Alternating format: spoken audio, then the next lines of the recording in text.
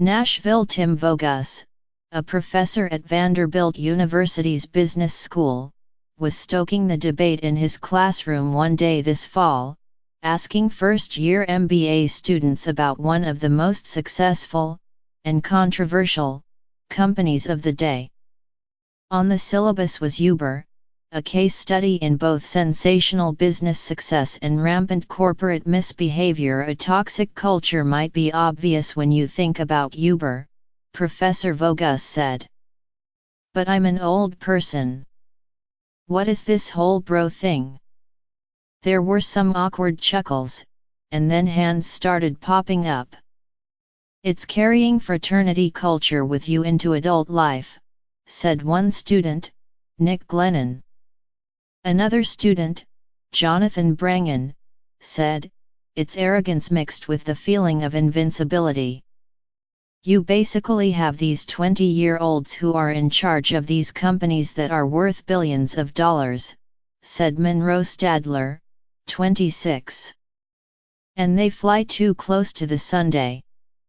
An MBA education is no longer just about finance, marketing, accounting, and economics. As topics like sexual harassment dominate the national conversation and chief executives weigh in on the ethical and social issues of the day, business schools around the country are hastily reshaping their curriculums with case studies ripped straight from the headlines. At Vanderbilt, there are classes on Uber and bro culture. At Stanford, students are studying sexual harassment in the workplace. And at Harvard, the debate encompasses sexism and free speech. There's a turning point in what's expected from business leaders, said Leanne Meyer, CO Director of a new leadership department at the Carnegie Mellon Tepper School of Business. Up until now, business leaders were largely responsible for delivering products. Now, shareholders are looking to corporate leaders to make statements on what would traditionally have been social justice or moral issues. Several factors are contributing to these revised syllabuses. Bad behavior by big companies has thrust ethics back into the news, from Wells Fargo's creation of fake accounts to sexual harassment at Fox News to the litany of improprieties at Uber. Some millennials are prioritizing social and environmental responsibility. And a new generation of chief executives is speaking out about moral and political issues in the Trump era. Just 4 months ago, prominent corporate executives came together to dissolve 2 business councils consulting with President Trump after he blamed many sides for an outburst of white supremacist violence in Charlottesville, Virginia. Something has changed, said Ed Soule, a professor at the Georgetown McDonough School of Business. I would be kidding you if I told you there wasn't a different vibe in the classroom. This fall, Professor Soule assigned coursework covering sexual harassment at Uber, how companies like Amazon respond when attacked by Mr. Trump, and the social justice protests by NFL players. During one class, students debated whether players should have been more deferential to the wishes of team owners and the league, or whether the league should have supported players more vocally. The conversation grew tense when the topic turned to respect for the national anthem, and Mr. Trump's forceful response to players who continued to kneel as it was played. Ethics and values have taken on more significance, Professor Soule said.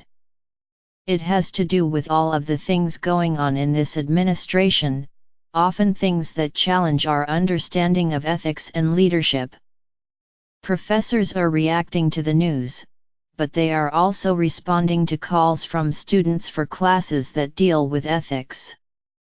In recent years, students have said ethical issues, not finances, are a business's most important responsibility, according to a survey of business school students worldwide conducted by a United Nations group and Macquarie University in Australia. There's a growing body of M.B.A.S who are really passionate about this, said Latoya Mark, who graduated from Harvard Business School last spring and now works in sales and operations at Comcast.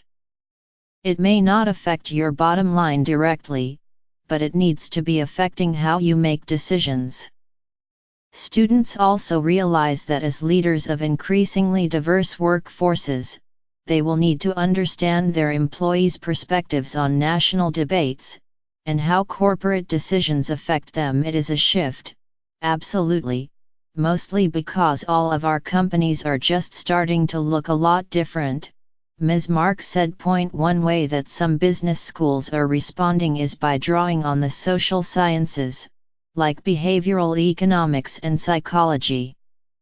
The Stanford Graduate School of Business's ethics class taught by two political scientists, one an expert in behavior and the other in game theory, sounds more like a course in human nature than in finance. A new topic this year is sexual harassment, and how to create a workplace culture in which people feel comfortable reporting it.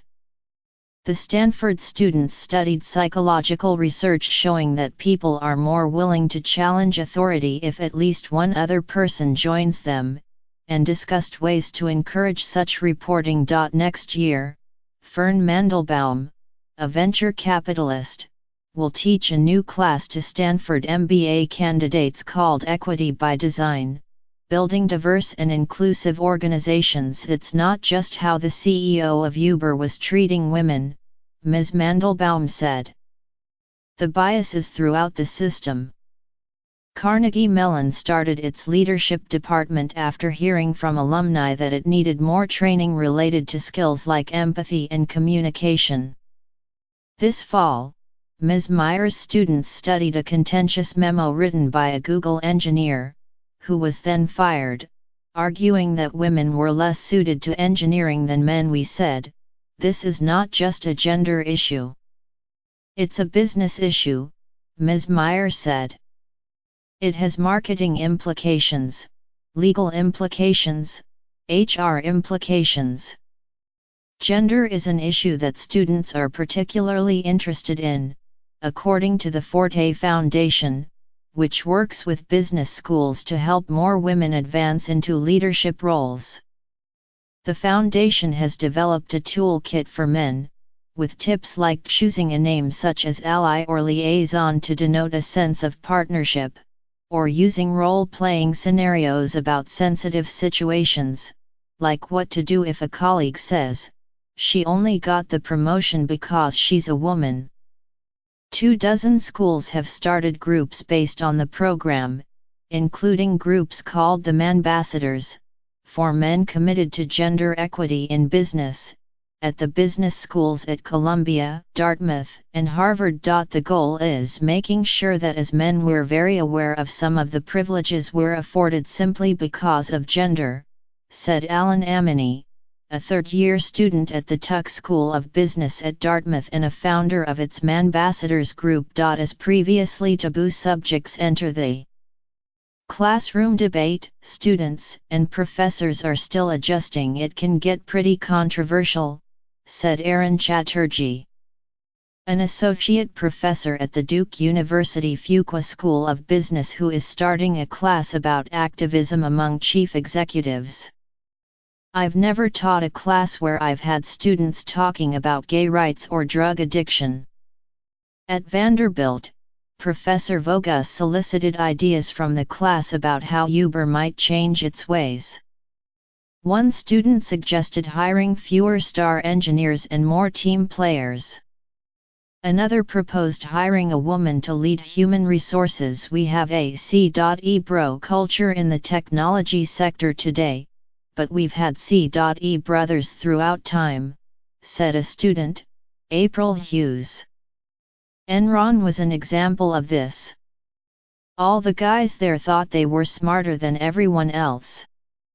The class turned testy, however, as students debated whether Uber's hard-charging culture might have been an asset. Some of that brashness was actually critical to the company being successful, said one student, Andrew Binninger. When the Uber conversation turned to gender and power dynamics, a female student suggested that women in the Vanderbilt MBA program had to work harder than their male counterparts. The women who do make it to business school are all super strong personalities.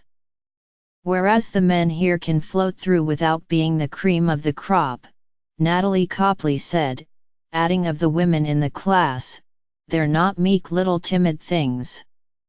That drew jeers from the men in the group, and Professor Vogus changed the subject.